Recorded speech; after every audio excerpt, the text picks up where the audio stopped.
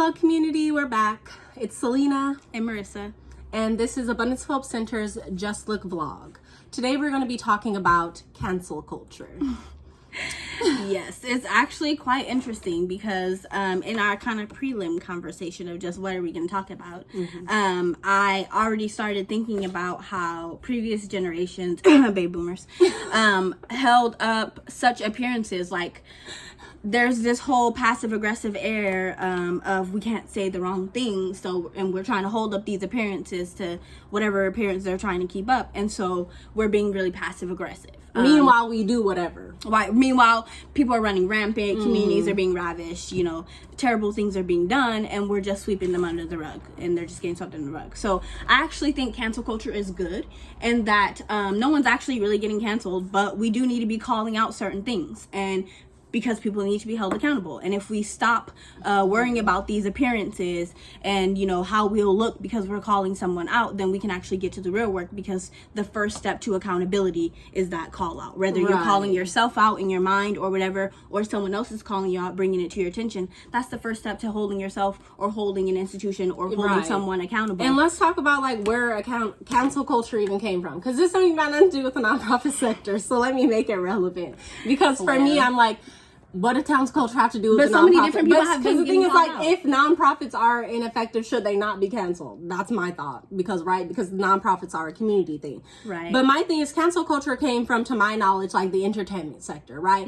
They're calling out people who have been predators, who have hurt community, who have hurt other people, and saying we shouldn't support their product, their music, their whatever anymore because of the ways in which they have been violent and or hurtful or problematic in the past. So that's what, mind you, people are canceled and then release a song or release a very thinly veiled I'm not really sorry apology, right, and they're fine. So cancel culture for me isn't even real. It's like reverse racism. Basically. It does not exist.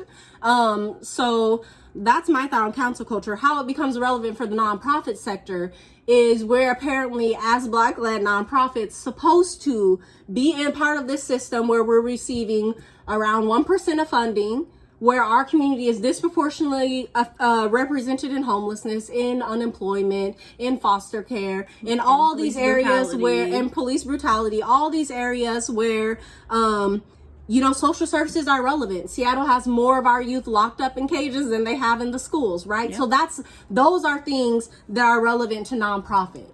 So again, the only people who will be getting called out or canceled or what have you, or facing accountability, because that's really what this is, cop out or cancel culture equals transparency and accountability, right? Basically. You're being held to, in this instance, you're being held to what you said you were going to do. And I think that's what folks, when they're canceling someone or calling them out, that's what they want, is accountability. And whether they went to that person directly first and gave them the opportunity to hold themselves accountable before going public or calling out or canceling or whatever, or not, the goal is accountability, right? Folks need to be held accountable for things that they do.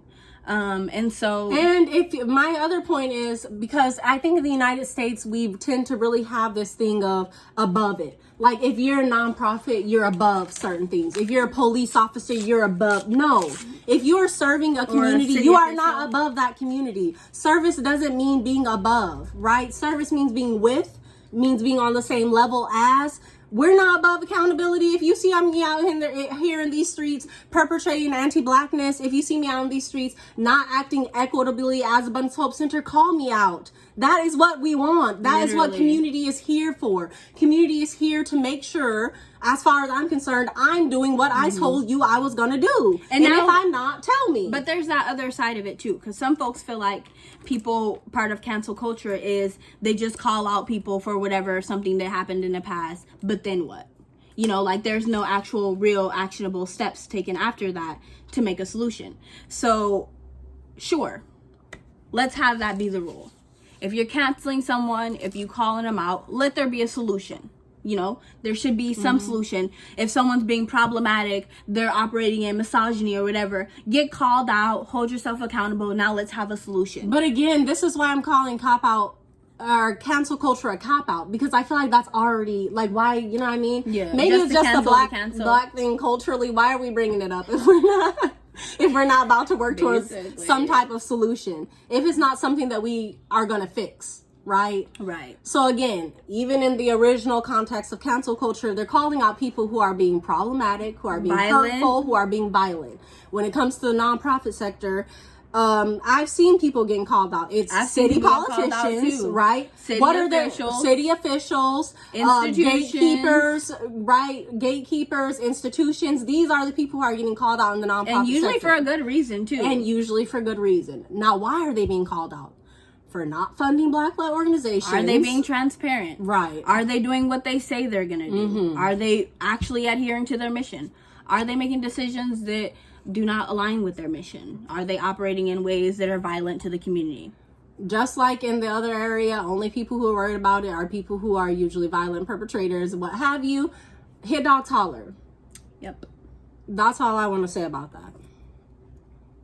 So that is cancel culture with Abundance of Hope Centers, just like a blog. Definitely let us know what you think in the comments, because I know that there's a lot of opinions so many on opinions cancel around culture, it. and whether it's something that's even like a real thing. Not if it's a real thing, but if it's solving anything, you know what I mean? Mm-hmm. If people are just doing it for their 5 minutes to say I called this person out, like what are we doing it for? Let's think about that. Let's unpack it, and let's bring it into the nonprofit sector, right? Because accountability is and should and needs to be a thing here. Absolutely. So yeah, thanks guys.